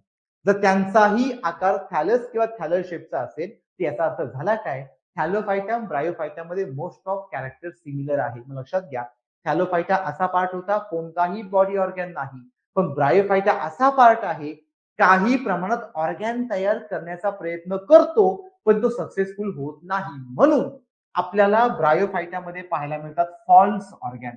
लक्षात घ्या, ब्रायोफायटामध्ये काय पाहायला मिळतात? False organ. म्हणजेच काय? आपल्याला इथे अवयव पाहायला मिळत नाही, पण अवयव डेव्हलप करण्याचा ते प्रयत्न करतात. एक्झाम्पल रायझॉइड. लक्षात घ्या, एक्झाम्पल आपण काय पाहतो? रायझॉइड. समजा आता हा आपला पूर्ण ब्रायोफायटा आहे. त्या ब्रायोफायटामध्ये आपल्याला काही रूट सारखा पार्ट ग्रो झालेला दिसतो आणि या रूट सारख्या पार्टला आपण काय म्हणतो? रायझॉइड. शब्द लक्षात घ्या, यांना म्हणतात रायझॉइड. रायझॉइड का म्हणतोय बरं आपण यांना? बिकॉज हा ओरिजिनल ऑर्गॅन नाही, ट्रू ऑर्गॅन नाही. आणि ट्रू ऑर्गॅन नसल्यामुळे इथे जे स्ट्रक्चर आहे त्याला आपण म्हटलं रायझॉइड. मग लक्षात घ्या, अशी वनस्पती काय करते? जर त्यांना न्यूट्रिशन हवं असेल तर ते जमिनीवरती ग्रो होतात. लक्षात घ्या. आणि जर त्यांना रिप्रोडक्शन करायचं असेल तर ते मदत कुणाची घेतात? पाण्याची मदत घेतात. लक्षात घ्या मी काय म्हणतोय. जर त्यांना स्वतःची ग्रोथ अँड डेव्हलपमेंट करायची असतील तर ते कुठे असतात? जमिनीवरती डिपेंड आहेत. जर त्यांना स्वतःचं रिप्रोडक्शन किंवा स्वतःची पॉप्युलेशन वाढवायची असेल तर ते कुणावरती अवलंबून आहे? पाण्यावरती. म्हणजेच काय? जमीन आणि पाणी दोघांवरती पण त्यांचं अस्तित्व टिकून आहे. म्हणून त्यांना आपण काय म्हटलं? उभयचर किंवा आपण काय म्हटलं? अँफिबियन. लक्षात घ्या, याच्यात तुम्हाला एक समजलं, Bryophyta is a simple part. Bryophyta एक सिंपल पार्ट आहे, पण थॅलोफायटामध्ये असा पार्ट होता. लक्षात घ्या, तुम्हाला इथे इव्हॉल्युशन पाहायला भेटेल. म्हणजेच काय? जर मी आता हा थॅलोफायटा काढला, थॅलोफायटाला कोणताही बॉडी पार्ट होता का? नाही. हा पण एक वन ऑफ द थॅलोइड शेप आहे. पण असाच शेप ज्यावेळेस ब्रायोफायटामध्ये आला त्यावेळेस आपल्याला त्यांच्या बॉडीमध्ये काही प्रमाणामध्ये रायझॉइड पाहायला मिळतात. जर काही प्रमाणामध्ये रायझॉइड तयार होत असेल तर याचा अर्थ उत्क्रांती होते, याचा अर्थ इव्हॉल्युशन चालू आहे. मग लक्षात घ्या बरं का, तुम्ही हे पाठ करू नका. तुम्ही फक्त स्वतःला फील करा की असं इमॅजिन करा की आपण स्वतः थॅलोफायटा होतो. आता आपण हळूहळू जमिनीवरती जाऊ. जमिनीवरती जायचं म्हणजे आपल्याला रूट पार्ट लागेल, पण रूट एकदम येणार आहे का? नाही. मग आपण त्या रूट साठी हळूहळू रायझॉइड साठी पार्ट तयार केले आणि आपण हळूहळू जमिनीवरती जायचा प्रयत्न केला. पण लक्षात घ्या, तरी पण आपलं कम्प्लिटली जमिनीवरती अडॅप्टेशन झालं का? नाही. मग अशा वेळेस आपण झालो अँफिबियन. म्हणजे आपण अँफिबियन होत असेल तर पुन्हा आपल्याला आपल्यामध्ये उत्क्रांती पाहायला मिळते. आपण बनतो टेरिडोफायटा. आता याचे एक्झाम्पल काय ते आपण पाहूयात, त्याचे स्ट्रक्चर कोणते तेही आपण पाहूयात. आता लक्षात घ्या, हा एक टेबल आहे. हा पण टेबल लक्षात ठेवा बरं का. हा तुम्हाला टेबल स्टेट बोर्ड मध्ये पाहायला भेटेल. आता हा सांगायचं राहिला माझा, हा थॅलोफायटाचा टेबल आहे. हा हरित टेबल म्हणजे ग्रीन अल्गे बद्दल आहे. हा ब्ल्यू ग्रीन अल्गे बद्दल आहे. हा ब्राऊन अल्गे बद्दल आहे आणि हा रेड अल्गे बद्दल आहे. लक्षात घ्या, हा टेबल तुम्हाला 9वीच्या स्टेट बोर्ड मध्ये पाहायला भेटेल. आयोगाने प्रश्न कुठे विचारले? आयोगाने याच्यावरती इथे प्रश्न विचारलाय, स्पायरोगायरावरती. आयोगाने ब्ल्यू ग्रीन अल्गेवरती इथे प्रश्न विचारलाय की भात शेतीमध्ये नायट्रोजन फिक्सेशनसाठी महत्वाचे आहेत. यांचे एक्झाम्पल अॅनाबिना आणि नॉस्टॉक आहेत. देन ब्राऊन अल्गेमध्ये सरगॅसम आयोगाचा पीवायक्यू आहे. आणि देन पुढे रेड अल्गे याच्यावरती पण आयोगाने विचारलं कमर्शियल वापर कुठे करतो आपण, तर अगार बनवण्यासाठी. इथे पहा अगार. अगार काय आहे, तर प्लांट टिश्यू कल्चर लॅबोरेटरीमध्ये वापरलं जातं. सो लक्षात घ्या, मी वारंवार सांगत आलो स्टेट बोर्ड वाचत चला. तर स्टेट बोर्ड मधून भरपूर प्रश्न कव्हर होतात. हा सगळा प्रश्न किंवा आतापर्यंत आयोगाने जे मोस्ट ऑफ प्रश्न विचारले यांच्या रिगार्डिंग ते सगळे आपल्या स्टेट बोर्ड मध्ये पाहायला मिळतात. आता सेम, आता पुढे ब्रायोफायटाकडे या. तर आपण ब्रायोफायटा पाहिला, तर ब्रायोफायटामध्ये काय पाहायला मिळतं, आता हे स्ट्रक्चर पहा. तर आपण हे पूर्ण स्ट्रक्चर पाहिलं, तर हे तुम्हाला थॅलोफायटापेक्षा थोडं मॉडिफाय पाहायला मिळते. जर हे स्ट्रक्चर थॅलोफायटापेक्षा मॉडिफाय असेल तर याचा अर्थ इव्हॉल्युशन झाले. आणि या इव्हॉल्युशनरी पार्ट म्हणजे कोण आहे आपल्याकडे, तर ब्रायोफायटा. यांचे एक्झाम्पल पहा. एक्झाम्पल आहे फ्युनरिया, दुसरं एक्झाम्पल आहे मर्केशिया आणि तिसरं एक्झाम्पल आहे अँथ्रोसिस. मग लक्षात घ्या, तर आपण अँथ्रोसिरॉस किंवा मर्केशिया किंवा आपण आपल्याकडे असं फ्युनरिया पाहिला तर यांच्याकडे रायझॉइड डेव्हलप झालाय. त्याच रायझॉइडला मराठीमध्ये मुलाब म्हणतात. इथे पण मुलाब आहे, इथे पण मुलाब आहे. मुलाब तुम्ही पाहू शकता डायग्राम मध्ये, रूट सारखा पार्ट दिसतोय. आणि जर रूट सारखा पार्ट इथे तुम्हाला दिसत असेल तर हळूहळू मुळांसारखा पार्ट तयार होतोय, पण ते मुळ नाही. म्हणजे थोडक्यात ते ट्रू ऑर्गॅन नाही किंवा ट्रू रूट्स नाही. So it is called as false organ किंवा फॉल्स रूटचा पार्ट. आणि जर तो फॉल्स रूटचा पार्ट असेल तर अशा वेळेस आपण या ग्रुपला काय म्हणतो, तर आपल्याकडे असणारा ब्रायोफायटाचा ग्रुप. मग लक्षात घ्या, या ठिकाणी आपण क्रिप्टोगॅम पाहतोय. क्रिप्टोगॅम मधले जे 3 प्रकार आहेत त्यातले 2 प्रकार आपण संपवले. एक प्रकार म्हणजे थॅलोफायटा, दुसरा प्रकार म्हणजे ब्रायोफायटा. आता याच्या पुढे गेलो की आपल्याला काय पाहायला भेटतं, टेरिडोफायटा. आता टेरिडोफायटा काय ते समजून घेऊयात. आता लक्षात घ्या, तर आता आपले 2 ग्रुप झाले. तिसरा क्रिप्टोगॅम मधला ग्रुप पहा, तो म्हणजे टेरिडोफायटा. तो म्हणजे कोणता आहे आपल्याकडे, टेरिडोफायटा. आता आपण जर टेरिडोफायटाचा विचार केला तर टेरिडोफायटा काय आहे. टेरिडोफायटा हा असा वनस्पतींचा ग्रुप आहे की जो थॅलोफायटा ब्रायोफायटा दोघांपेक्षा इव्हॉल्युशन शो करतो, त्या दोघांपेक्षाही उत्क्रांती शो करतो. त्या दोघांपेक्षाही उत्क्रांती शो करत असेल तर आपल्याला यांच्यामध्ये ट्रू ऑर्गॅन पाहायला मिळतात. लक्षात घ्या, यांच्यामध्ये आपण काय पाहतो, ट्रू ऑर्गॅन. पण हे ट्रू ऑर्गॅन कोणते, लाईक एज अ ल्यूज, हे लक्षात ठेवा, फार महत्वाचं आहे. लाईक एज अ रूट्स किंवा आपण पाहतो स्टेम, जर यांच्यासारखे त्यांच्याकडे ओरिजिनल ऑर्गॅन तयार होत असेल तर अशा ओरिजिनल ऑर्गॅनच्या भागाला म्हणतात ट्रू ऑर्गॅन. आणि ट्रू ऑर्गॅन हा कुणाचा ग्रुप झाला, तर टेरिडोफायटा. सो लक्षात ठेवा, आता आपण थॅलोफायटा कव्हर केला. मग इमॅजिन करा की थॅलोफायटा कम्प्लिटली पाण्यामध्ये होता, तो आता हळूहळू जमिनीवरती यायचा प्रयत्न केला तर आपण ब्रायोफायटा म्हटलं. पण ट्रू ऑर्गॅन तयार झाले नव्हते, तर आता हळूहळू अजून जमिनीवरती येतोय. जर तो अजून जमिनीवरती येत असेल तर त्यांच्याकडे ऑर्गॅन डेव्हलपमेंट झाले. मग जर तो रूट पार्ट आला तर आता हा पाण्यात राहील का, नाही. म्हणजे अशी लाईफ आपल्याला कम्प्लिटली कुठे पाहायला भेटेल, टेरिस्ट्रियल लाईफ. लक्षात घ्या, टेरिस्ट्रियल म्हणजे कम्प्लिटली तो जमिनीवरती ग्रो होईल. आता जर कम्प्लिटली जमिनीवरती ग्रो होत असेल तर असा भाग झाला टेरिस्ट्रियल पार्ट. मग सिंपल आहे, म्हणजे तुम्हाला इथे जाणवेल की उत्क्रांती कशी होत गेली. की अगोदरचा जो वनस्पतींचा ग्रुप होता एकदम साधा, ते आपण थॅलोस म्हटलं. नंतर जो ग्रुप आला तो कोणता झाला, तर आपल्याला त्यांच्यामध्ये ब्रायोफायटा पाहायला भेटला की जो हळूहळू जमिनीवरती येण्याचा प्रयत्न करतोय. नंतर अजून एक ग्रुप आला की जो कम्प्लिटली जमिनीवरती आला, तो म्हणजे टेरिडोफायटा. मग लक्षात घ्या, जर टेरिडोफायटांचा विचार केला तर समजा ही आपल्याकडे खाली रूट पार्ट आहे, हे स्टेम पार्ट आहे, वरती हे ल्यूज पार्ट आहे. मग अशा वनस्पतींना आपण काय म्हणणार, तर आपल्याकडे असणारा टेरिडोफायटा. मग आता विचार करा, तर आपण अशा वनस्पतींना टेरिडोफायटा म्हणत असेल तर टेरिडोफायटामध्ये त्या एंड पासून तर ह्या एंड पर्यंत जर पाणी घेऊन जायचं असेल तर यांच्याकडे असतात व्हॅस्क्युलर टिश्यू. हे नावं लक्षात घ्या, यांच्याकडे असतात व्हॅस्क्युलर टिश्यू किंवा व्हॅस्क्युलर सिस्टीम. याच्यावरती आयोगाचा PYQ आहे. आयोगाने विचारलेला आहे की ब्रायोफायटा टेरिडोफायटा किंवा टेरिडोफायटा ब्रायोफायटापेक्षा वेगळा कसा, असे आयोगाचे प्रश्न आहेत. लक्षात घ्या, म्हणजे आयोग ब्रायोफायटा आणि टेरिडोफायटामध्ये कंपॅरिझन विचारतो. जर तुम्ही पाहिलं तर ब्रायोफायटामध्ये ट्रू ऑर्गॅन नाही, पण टेरिडोफायटामध्ये आहे. आणि जर ट्रू ऑर्गॅन असेल तर इथे आपल्याला ग्रोथ अँड डेव्हलपमेंट पाहायला मिळते. जर इथे आपण ग्रोथ अँड डेव्हलपमेंट पाहत असेल तर यांना इथून इथून जर पाणी कॅरी करायचं असेल तर हे पाणी यांना इथे पोहोचवायचंय. मग लक्षात घ्या, इथून जर पाणी यांना इथे पोहोचवायचं असेल तर त्यासाठी त्यांना कोणता पार्ट लागतो, व्हॅस्क्युलर टिश्यू. लक्षात घ्या, कोणता पार्ट लागतो, व्हॅस्क्युलर टिश्यू. व्हॅस्क्युलर टिश्यू म्हणजेच यांना आपण म्हणतो कंडक्टिंग पार्ट किंवा conducting tissue. Conducting tissue means to carry, carry करणारा भाग आहेत. मग असे 2 पार्ट असतात, एक म्हणजे झायलेम आणि दुसरा म्हणजे फ्लोएम. एक गोष्ट नेहमी लक्षात ठेवायची, जेवढा प्लांट हायर असतो किंवा जेवढं प्लांटकडे बॉडी ऑर्गॅन आहे तेवढं त्यांना कॅरी करण्यासाठी काहीतरी पार्ट लागेल, ट्यूब सारखा पार्ट लागेल. जसं आपण आपण आपल्या बॉडीमध्ये ब्लड कॅरी करतो, आपल्याला ब्लड वेसल्स आहेत. सो यांच्याकडे काय असतात, xylem and phloem. So xylem carry the water and phloem carry the food part. जर हे वॉटर पार्ट आणि फूड पार्ट कॅरी करत असेल then both are called as vascular tissue. So आता मी काय म्हटलं, टेरिडोफायटा ब्रायोफायटापेक्षा वेगळा कसा, तर कारण काय असेल, Pteridophyta has vascular system but the Bryophyta absence of vascular system because absence of organ. ब्रायोफायटामध्ये आपल्याला कोणताही ऑर्गॅन पाहायला मिळत नाही. जर ब्रायोफायटामध्ये कोणताही ऑर्गॅन पाहायला मिळत नसेल तर अशा वेळेस आपल्याला त्यांच्या बॉडीमध्ये काय पाहायला भेटणार नाही, तर व्हॅस्क्युलर टिश्यू पाहायला भेटणार नाही. मग लक्षात घ्या, एक सिंपल आहे.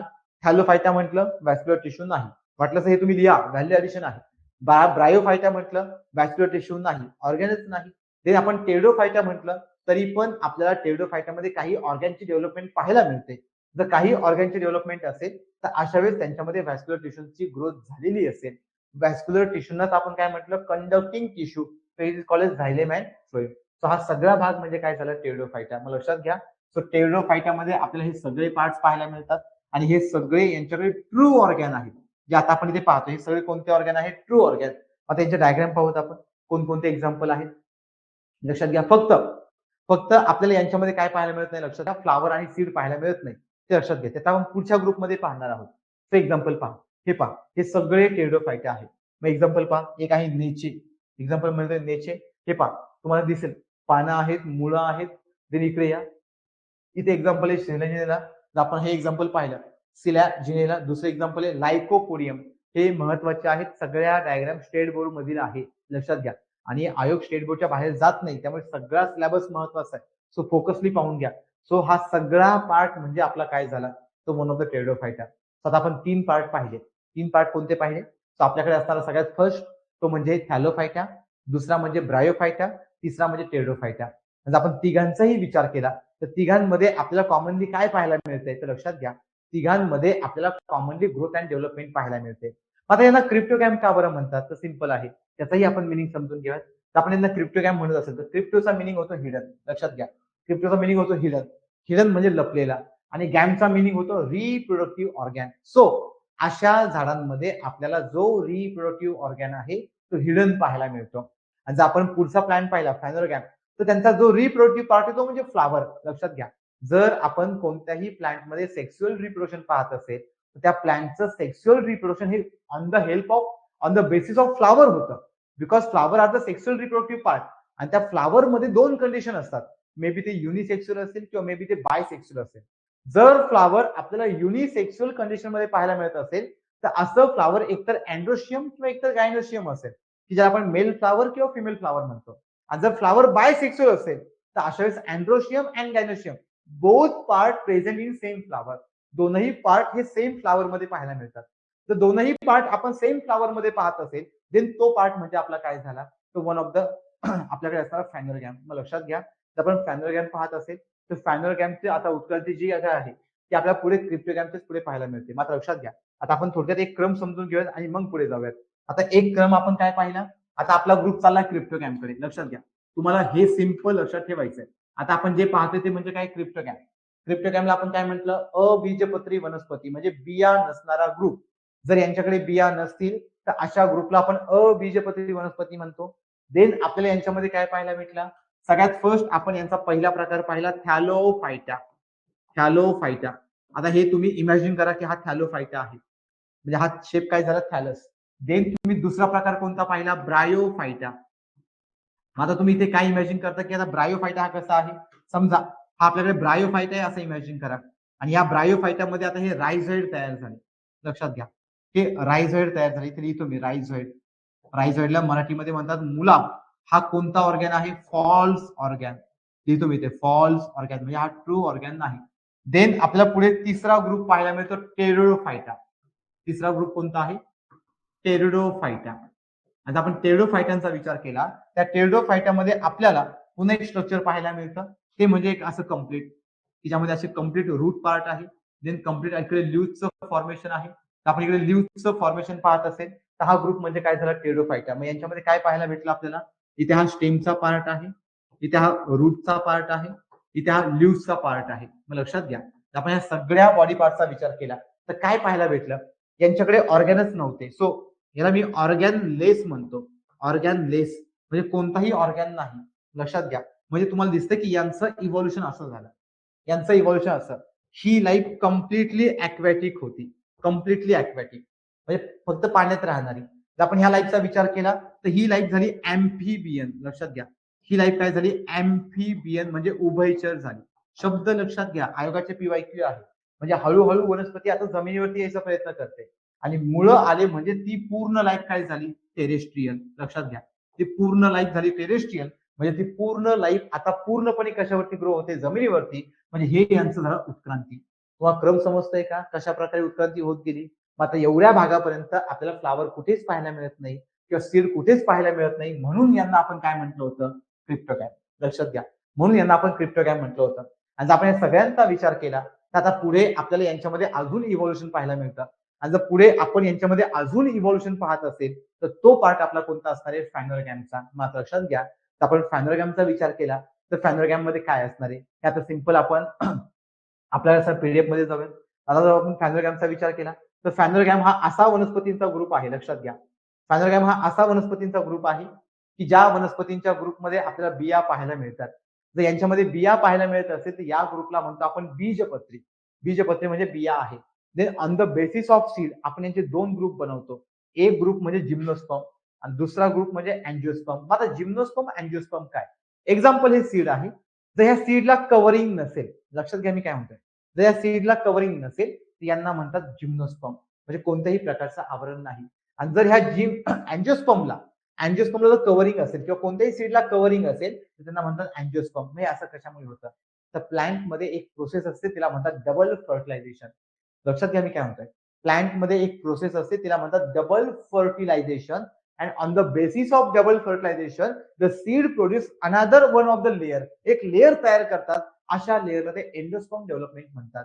आणि त्या एंडोस्पर्म डेव्हलपमेंट पासून आपल्याला त्यांच्यामध्ये काय पाहायला मिळतात एक कव्हरिंग पाहायला मिळते. तो कव्हरिंगचा भाग म्हणजे काय झाला तर आवृत्त बीजी झाली किंवा काय झालं आपल्याकडे तर अँजिओस्पर्मचा पार्ट झाला. मग लक्षात घ्या ज्यावेळेस आपण हे डिफरंट पार्ट पाहतो किंवा डिफरंट टाईपचे फंक्शन्स पाहतो ह्या फंक्शन वरून किंवा त्यांच्याकडे असणाऱ्या त्यांच्या कॅरेक्टरनुसार आपण त्यांचे दोन वेगवेगळे ग्रुप पाहतो.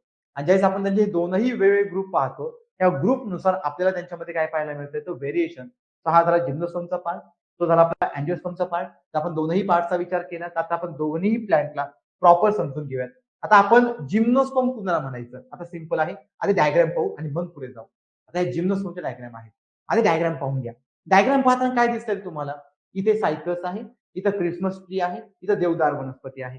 इव्हन तुम्हाला या सगळ्या वनस्पतींचा विचार केला एक गोष्ट समजते पहा जर आपण या सगळ्यांचा विचार केला सांगतो सांगतो राम सर मी ते पण सांगतो. आपण काय करूयात की आधी आपला थोडं हे पार्ट कव्हर करूयात आणि मग मी तुमचं ते डाऊट पण सांगतो. येस सांगतो मी. येस आता लक्षात घ्या तर आपण या सगळ्या प्लॅन्टचा विचार केला आता ह्या प्लॅन्ट मध्ये काय पाहायला मिळते आपल्याला ते एक सायकस आहे क्रिसमस ट्री आहे देवदार आहे. हा वनस्पतींचा ग्रुप म्हणजे कोण आहे आपल्याकडे तर हा वनस्पतींचा ग्रुप म्हणजे आपल्याकडे असणारा जिम्नोस्पर्म की यांना कोणतेही कव्हरिंग नाही म्हणजे सीडला कव्हरिंग नाही. मग हे वनस्पती ओळखायचे कसे सिंपल आहे. या वनस्पतींना कुठल्याही प्रकारच्या फांद्या नसतात. हे पहा तुम्ही पाहिला फांद्या आहेत का नाही. दुसरा म्हणजे काय यांचा आकार क्राऊन सारखा असतो म्हणजे मुकुटासारखा असतो. तिसरं म्हणजे काय हे प्लांट एव्हरग्रीन असतात. एव्हरग्रीन म्हणजे सदाहरित असतात. चौथं म्हणजे काय या प्लांटला आपण पेरिनियल म्हणतो म्हणजे बहुवार्षिक म्हणतो. शब्द लक्षात घ्या मी काय काय म्हटलं फर्स्ट यांना फांद्या पाहायला मिळत नाही म्हणजे ब्रँचलेस आहे. दुसरं म्हणजे काय त्याचे व्हर्टिकल हायर प्लांट ग्रो झालेले असतात. आणि जेवढं वनस्पती हायर असेल तेवढे त्यांच्याकडे कंडक्टिंग टिश्यू असतात. लक्षात घ्या तेवढे त्यांच्याकडे काय कंडक्टिंग टिश्यू आहेत. आणि जर तेवढे त्यांच्याकडे कंडक्टिंग टिश्यू असतील तर अशा कंडक्टिंग टिश्यू पासून आपल्याला त्या ठिकाणी काय पाहायला भेटेल तर पूर्ण कम्प्लिटली एक व्हॅस्क्युलर सिस्टीम पाहायला भेटेल. मग लक्षात घ्या पुन्हा काय लक्षात ठेवतात या वनस्पतींकडे कोणत्याही प्रकारचं ब्रँच नाही. यांच्याकडे जो पानांचा आकार आहे तो क्राऊन सारखा हे पहा हा क्राऊन सारखा जर तुम्ही हे स्ट्रक्चर पाहिलं ते क्राऊन सारखं स्ट्रक्चर. मग लक्षात घ्या जर तुम्ही पाहिलं यांचे मुद्दे कोणते लक्षात ठेवतात जर आपण जिम्नोस्पर्मचा विचार केला लक्षात घ्या आता आपला टाईप चाललाय फॅनोरोगॅम. टाईप कोणता चाललाय फॅनोरोगॅम. आणि आपण या फॅनोरोगॅमचा विचार केला तर फॅनोरोगॅम मध्ये एक प्रकार म्हणजे कोणता आहे जिम्नोस्पर्म. लक्षात घ्या एक प्रकार कोणता आहे जिम्नोस्पर्म. जिम्नोस्पर्म मध्ये कोणत्या वनस्पती येतात तर सगळ्यात फर्स्ट या वनस्पती ऑलवेज इव्हरग्रीन असतात. इव्हरग्रीन म्हणजे सदाहरित असतात कायम हिरव्या असतात. त्याचबरोबर आपल्याला यांच्यामध्ये काय पाहायला मिळतं या वनस्पती पेरिनियल असतात. पेरिनियलला मराठीमध्ये बहुवार्षिक म्हणतात. म्हणजे यांची पानगळती वगैरे आपण कधी पाहत नाही बहुवार्षिक असतात. हिरवेगार असतात. त्याचबरोबर आपल्याला यांच्यामध्ये काय पाहायला मिळतं, नो ब्रँच, कोणत्याही प्रकारची फांदी पाहायला मिळत नाही, नो ब्रँचेस.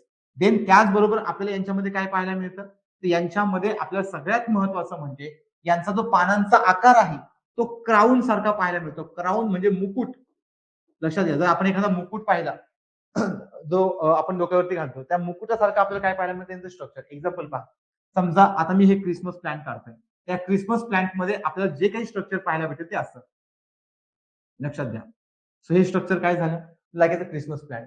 आता मी या क्रिसमस प्लांटचा विचार केला तर क्रिसमस प्लांट मध्ये आता मला काय पाहायला भेटते, क्राऊन लाईक स्ट्रक्चर. हे झालं मुकुटासारखं स्ट्रक्चर. आणि जर क्राऊन सारखं स्ट्रक्चर असेल then it is called as the phanerogam. So अशा प्रकारला आपण काय म्हणतोय, फॅनोरॅगॅम. मग लक्षात घ्या, जर यांना आपण फ्रूट पाहिला तर यांच्या जो सीडचा पार्ट आहे, यांच्या सीडला कोणत्याही प्रकारची कव्हरिंग नसते, म्हणजे यांचं सीड काय झालं, विदाऊट कव्हरिंग. शब्द लक्षात घ्या बरं का, फार महत्वाचा आहे. विदाऊट कव्हरिंग वरूनच यांचा आपण एक नवीन ग्रुप बनवला, तो म्हणजे कोणता, तर आपल्याकडे असणारा फॅनोरॅगॅम मधला जिम्नोस्पर्म. सो हे विदाऊट कव्हरिंग वाले पार्ट्स आहेत. आता हे विदाऊट कव्हरिंग वाले पार्ट असतील तर असे सगळे एक्झाम्पल कुणाचे असणार, फॅनोरॅगॅमचे. लक्षात घ्या, सगळे एक्झाम्पल कुणाचे असणार, फॅनोरॅगॅमचे. तर हा पार्ट समजला का तुम्हाला, इथे कळलं का फॅनोरॅगॅम कुणाला म्हणायचं. लक्षात घ्या बरं का, फार सिंपल आहे. मी तर म्हणेन तुम्ही काहीच पाठ करू नका, फक्त कन्सेप्ट समजून घ्या. And on the basis of concept हा सगळा पार्ट तुम्हाला काय होऊन जाईल, एकदम इझिली क्लिअर होऊन जाईल. तर हा पार्ट म्हणजे झाला फॅनोरॅगॅम. मग या आता आपल्या पीडीएफ कडे. तर तुम्ही पीडीएफ कडे आले की त्यांचे एक्झाम्पल आहेत, लक्षात ठेवा. First example cycle, second example Christmas tree, आणि थर्ड एक्झाम्पल काय, देवदार.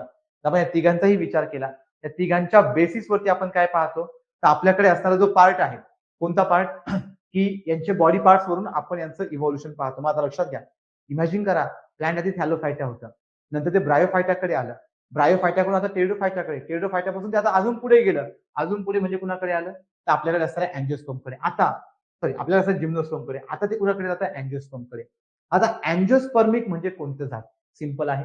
तुम्ही कोणतंही मँगोचं झाड पहा किंवा कोणतेही झाड पहा, ज्या झाडांना फुलं येतात, लक्षात घ्या मी काय म्हणतो, ज्या झाडांना फुलं येतात म्हणजे फ्लावर येतात, आफ्टर फ्लावर त्यांच्याकडे पॉलिनेशन होतं, म्हणजे परागीभवन होतं. सो पॉलिनेशन आपण कशाला म्हणतो, the transfer of pollen grains from anther to stigma is called as pollination. So anther is a part of male gamete, that is a androecium part, तो male फ्लावरचा पार्ट आहे. आणि stigma is a part of ovary, stigma हा एक ओव्हरीचा part आहे, की त्याला आपण फिमेल गॅमेटोफाइट म्हणतो. मग जर मेल गॅमेट फिमेल गॅमेटकडे जात असतील with the help of pollination, then अशा कंडिशन मध्ये आपल्याला कोणते प्लांट पाहायला मिळतात, अँजिओस्पर्म. अँजिओस्पर्म म्हणजे हे असे प्लांट आहे की ज्या प्लांटमध्ये सगळं असतं, फांद्या आहेत, ते एव्हरग्रीन आपल्याला कधी पाहायला भेटत नाही, ते कंटिन्युअसली सदाहरित असेल असं नाही, त्यांची पानगळती होईल, त्यांचा फ्लावर. लक्षात घ्या, प्लांटला फ्लावर कंटिन्युअसली नसतात. जर आपण आपला विचार केला तर आपले सेक्शुअल ऑर्गॅन हे कंटिन्युअसली आपल्या सोबत असतात, तसं यांचं नसतं.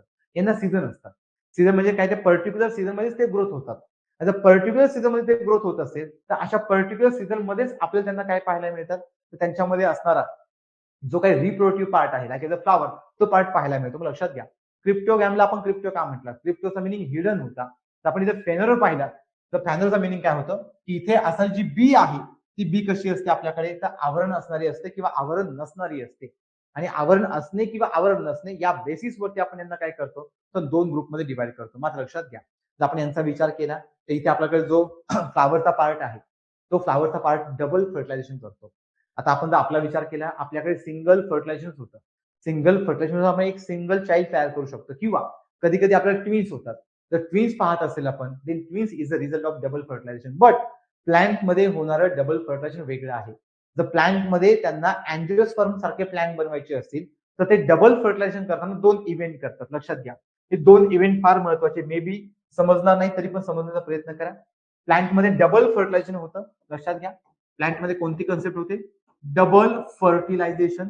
नाही समजलं तरी चालेल बरं का, हा पार्ट थोडासा, पण मी डीप चाललोय घेऊन. डीप यासाठी घेऊन चाललोय की आपल्याला पाहायचं इथे की कव्हरिंग कशी तयार झाली. लक्षात घ्या, आता जर डबल फर्टिलायझेशन होत असेल तर दोन मेल गॅमेट असतात, दोन फिमेल गॅमेट असतात, त्यातला दोनही मेल गॅमेट हॅप्लॉइड असतात. दोनही मेल गॅमेट कसे, हॅप्लॉइड. आता आपण इकडे गेलो तर एक मेल गॅमेट हॅप्लॉइड आहे, सॉरी एक फिमेल गॅमेट हॅप्लॉइड आहे, आणि दुसरा फिमेल गॅमेट कसा आहे, डिप्लॉइड आहे. इथे लिहितो मी, हे मेल पार्ट आहे, हा फिमेल पार्ट आहे. आता हे कसं तयार झालं हे सांगत नाही मी तुम्हाला, कारण हे एक प्रोसेस आहे की ज्यामध्ये आपण मेगा स्पोरोजेनेसिस आणि मायक्रोस्पोरोजेनेसिस म्हणजेच how to develop of female gametophyte and male gametophyte in flowering plant.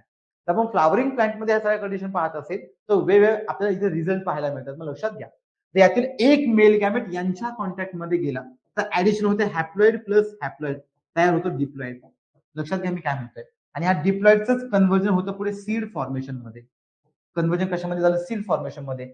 या सगळ्या इव्हेंटला म्हणतात सिनगॅमी. लक्षात घ्या, या सगळ्या इव्हेंटला म्हणतात सिनगॅमी. सिनगॅमी झालं म्हणजे काय झालं? तर प्लांट मध्ये आपल्याला एक सीड तयार झालं हे समजलं. आता सीड तयार झाला पण सीडला कव्हरिंग पण लागेल ना. मग जर सीडला कव्हरिंग पण लागत असेल तर दुसरा जो मेल गॅमेट आहे हा कुणाशी कॉन्टॅक्ट करतो? तर दुसऱ्या फिमेल गॅमेटशी. हा हॅप्लॉइड आहे, हे डिप्लॉइड आहेत. मग ऍडिशन होईल haploid plus diploid is equal to triploid म्हणजे 3n. याला प्रायमरी एंडोस्पर्म न्यूक्लियस सुद्धा म्हणतात, म्हणजे PEN सुद्धा म्हणतात. लक्षात घ्या, याला काय म्हणतो आपण? PEN. P for primary, E for endosperm, N for nucleus, because या 3n चं कन्व्हर्जन होतं एंडोस्पर्म मध्ये. लक्षात घ्या, यांचं कन्व्हर्जन कशामध्ये झालं? एंडोस्पर्म मध्ये. सो फर्स्ट इव्हेंट कोणता पाहिला आपण? सिनगॅमी. आणि या इव्हेंटला म्हणतात ट्रिपल फ्युजन. लक्षात घ्या, याला काय म्हटलं आपण? Triple fusion. Because triple fusion काय म्हटलं? 3n. इथे क्रोमोझोमच्या 3 कंडिशन आल्या, इथे डिप्लॉइड कंडिशन होती. मला लक्षात घ्या, हे सगळ्या कंडिशन कशामध्ये पाहायला मिळतात? तर आपल्याकडे असणाऱ्या अँजिओस्पर्मिक प्लांटमध्ये. मग सिंपल आहे, इथे सीड तयार झाला. आता हा जो एंडोस्पर्म आहे ना, हा सीडच्या बाजूला तयार होतो. जर सीडच्या बाजूला तयार होत असेल then it perform covering, so it is called as angiosperm. मग तुम्ही जर कधी आंबा खात असाल ना तर तुम्ही आंब्याची कोई नाही खात, म्हणजे सीड नाही खात तुम्ही, आंब्याचं काय खाता? एंडोस्पर्म. म्हणजे जो बाहेरचा पल्प आहे तो आपण खातो. जर पल्प आपण खात असेल then pulp is a part of endosperm and endosperm is the event of triple fusion. आणि हे सगळं काय झालं आपल्याकडे? तर त्या वनस्पतीमध्ये असणारं डबल फर्टिलायझेशन. आता ही एक मोठी कन्सेप्ट आहे, आपण वाटलं तर यावरती एक वेगळं लेक्चरही घेऊया की ज्यामध्ये ही सगळी कन्सेप्ट क्लिअर होऊन जाईल. मात्र लक्षात घ्या, हा सगळा पार्ट झाला आपल्याकडे असणाऱ्या अँजिओस्पर्मचा. माझा अँजिओस्पर्मचा जर विचार केला तर on the basis of seed पुन्हा यांचे 2 ग्रुप पडतात. मग 2 ग्रुप कोणते? तर लक्षात घ्या, एक ग्रुप पाहायला मिळतो डायकॉट आणि दुसरा ग्रुप आहे मोनोकॉट. सो हे पाहू शकता तुम्ही. ही पण डायग्राम आपण स्टेट बोर्ड मधून घेतलेली आहे, एकदम सिंपल डायग्राम आहे. मी पुन्हा पुन्हा सांगेल, तुम्ही स्टेट बोर्ड वाचा, स्टेट बोर्ड वाचा किंवा एनसीआरटी वाचा, सगळं सायन्स सुद्धा कव्हर होईल. इव्हन लक्षात घ्या, जर आता आपण आपलं एज पाहिलं, आता आपल्या एजच्या मानाने स्टेट बोर्डचा जो सिलेबस आहे फार सोपा आहे. आता आपल्या मॅच्युरिटीला तो लगेच समजेल, त्यामुळे तुम्ही स्टेट बोर्ड वाचा. प्रत्येक सायन्सची कन्सेप्ट एकदम चांगली वेल डेव्हलप होईल, एक वेल मॅच्युअर होईल आणि जेणेकरून आपल्याला प्रत्येक पार्ट इझिली पाहता येईल. आता हा सगळा पार्ट म्हणजे झाला डायकॉट आणि मोनोकॉट. मग लक्षात घ्या, dicot and monocot is the part of angiospermic plant. So आता या ठिकाणी आपला जो प्लांट क्लासिफिकेशनचा पार्ट आहे तो सगळा झालेला आहे. आता हा सगळा पार्ट म्हणजे काय? प्लांट क्लासिफिकेशनचा. मग लक्षात घ्या, यासाठी तुम्ही काय करतात? जो आता आपण नंबर ऑफ पार्ट्स पाहिले, कोणते नंबर ऑफ पार्ट्स? की thallophyta, bryophyta, pteridophyta, it is called as cryptogam. हे क्रिप्टोगॅम होते. देन पुढे gymnosperm, angiosperm, it is called as phanerogam. So phanerogam आणि आपल्याला क्रिप्टोगॅम. हे फक्त डोक्यामध्ये फिरवा. मग असं इमॅजिन करा, असं प्लांट कोणताच ऑर्गॅन नाही, थॅलोफायटा. असं प्लांट ऑर्गॅन सारखा पार्ट तयार होते बट ट्रू ऑर्गॅन नाही, फॉल्स, त्याला ब्रायोफायटा. असं प्लांट की हळूहळू ऑर्गॅन तयार झाले, टेरिडोफायटा. सो टेरिडोफायटा मध्ये आला की त्याला व्हॅस्क्युलर सिस्टीम येते. लक्षात घ्या मी काय म्हणतो, व्हॅस्क्युलर सिस्टीम मध्ये झायलेम आणि फ्लोएम येतात, ते इकडे नसतात. पुन्हा पुढे गेलं की ते प्लांट अजून हायर होतं. हायर म्हणजे उंच वाढतं, त्याला आपण काय म्हटलं? जिम्नोस्पर्म. आणि अजून पुढे गेलं मग त्याला सीडला कव्हरिंग येते, मग त्याला डायकॉट, मोनोकॉट अशा कंडिशन मध्ये आपण पाहतो. मग त्यांना आपण काय म्हणूयात? त्यांना आपण अशा वेळेस म्हणूयात आपल्याकडे असणारा अँजिओस्पर्म. मात्र लक्षात घ्या, हा सगळा प्लॅनचा पार्ट म्हणजे काय झाला? तर आपल्याकडे असणारा, तुम्हाला आता काय करायचंय? तुम्हाला हा पीडीएफ भेटला ना, हे सगळं वाचायचंय बरं का. हा टेबल म्हणजे तुमचा अख्खा चॅप्टर आहे. लक्षात घ्या, हा टेबल इथे म्हटले पहा, थॅलोफायटा, ब्रायोफायटा, टेरिडोफायटा. अबीजपत्री वनस्पती म्हणजेच क्रिप्टोगॅम. अपुष्प म्हणजे फ्लावर नाही, पुष्प. सपुष्प म्हणजे काय? फ्लावर आहे. आणि ज्यावेळेस आपण इथे अनावृत्त बीजी आणि आवृत्त बीजी पाहतो देन आपल्याला पाहायला मिळतं डायकॉट आणि मोनोकॉट. मग लक्षात घ्या, त्या सगळ्या कंडिशन आपल्याला एक्झाम साठी महत्वाच्या आहेत. सो याबद्दल काही शंका आहे का तुम्हाला? असेल तर विचारा. शंका नसेल तर आपण जो राम सरांचा डाऊट आहे त्याबद्दल बोलूयात. आणि अजून एक लक्षात घ्या, हे सगळे एक्झाम्पल वाचावर का. मी वारंवार सांगेन, पीडीएफ भेटला ना तुम्हाला, कारण लेक्चरमध्ये सगळे एक्झाम्पल होतात असं नाही. सो तुम्हाला हे सगळे एक्झाम्पल वाचावे लागतील, प्लस अजून व्हॅल्यू ऍडिशन करा. अजून व्हॅल्यू ऍडिशन करा. जेवढे एक्झाम्पल भेटतील तेवढे लक्षात ठेवा. थॅलोफायटाचे पण, ब्रायोफायटाचे पण, टेरिडोफायटाचे पण, अँजिओस्पर्मचे पण, जिम्नोस्पर्मचे पण. आणि जर आपण हे सगळे पाहिले तर लक्षात घ्या, या सगळ्या फ्लावर मध्ये आपल्याला जी काही कंडिशन पाहायला मिळेल ती कंडिशन म्हणजेच काय असतं आपल्याकडे? तर त्या प्लांटची जी काही रिप्रोडक्टिव्ह स्टेज आहे किंवा व्हेजिटेटिव्ह स्टेज आहे ते आपल्याला पाहायला मिळतात. हा, चला.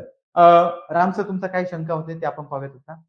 टेरिडोफायटामध्ये कसं रिप्रोडक्शन होतं जर फ्लॉवर नसेल तर? येस, बरोबर आहे.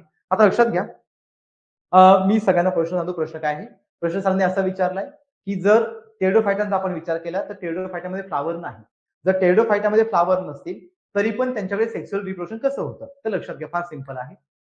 सेक्शुअल रिप्रोडक्शनसाठी 2 गॅमेट लागतात हे आपल्याला माहित आहे. एक मेल गॅमेट, एक फिमेल गॅमेट. जर मेल गॅमेटचा विचार केला तर तो मेल फ्लॉवर पासून येईल. जर आपण फिमेल गॅमेटचा विचार केला तर तो फिमेल फ्लॉवर पासून येईल.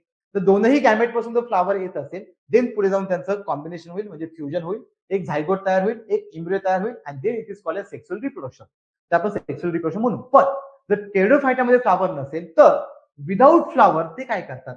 लक्षात घ्या, विदाऊट फ्लॉवर ते कोणत्याही प्रकारचं गॅमेट बनवत नाही. पण डायरेक्टली तिथे आपल्याला काय पाहायला मिळतं? Zygote formation. लक्षात घ्या मी काय म्हणतोय. झायगोट फॉर्मेशन आलं म्हणजे आपण त्याला सेक्शुअल रिप्रोडक्शन म्हणतो. मी काय म्हणतोय कळतंय का? सो झायगोट कधी तयार होईल? मेल गॅमेट, फिमेल गॅमेट एकत्र आले. Then it is called sexual reproduction. मी काय म्हणतोय कळतंय का? पण इथे गॅमेट येतच नाही बिकॉज लॅक ऑफ फ्लॉवर किंवा अब्सेन्स ऑफ फ्लॉवर. फ्लॉवर नाहीच आहे. जर फ्लॉवर नसेलच तर इथे गॅमेट तयार होतील का? नाही. तरी पण तो काय तयार करतोय? झायगोट. मग लक्षात घ्या, तरी पण झायगोट तयार करत असेल then it is called as sexual reproduction. या मेथडला आपण सेक्शुअल रिप्रोडक्शन म्हणतो. So doubt clear? आता लक्षात घ्या बरं का, हे लक्षात राहू द्या. भरपूरदा आपल्याला समजत नाही की फ्लॉवर नाही, मग आपल्याला वाटतं की सेक्शुअल रिप्रोडक्शन आहे. असं नाही. So आपल्याला फ्लॉवरमध्ये किंवा प्लांटमध्ये कंडिशन वेगवेगळ्या पाहायला मिळतात. ओके. राम सर तुमचा डाऊट क्लिअर आहे का? क्लिअर आहे का डाऊट? डाऊट क्लिअर आहे का? हां. येस. ओके. अजून काही शंका आहेत का? चॅप्टर झालं आपल्या इथे. काही शंका असेल तर विचारा.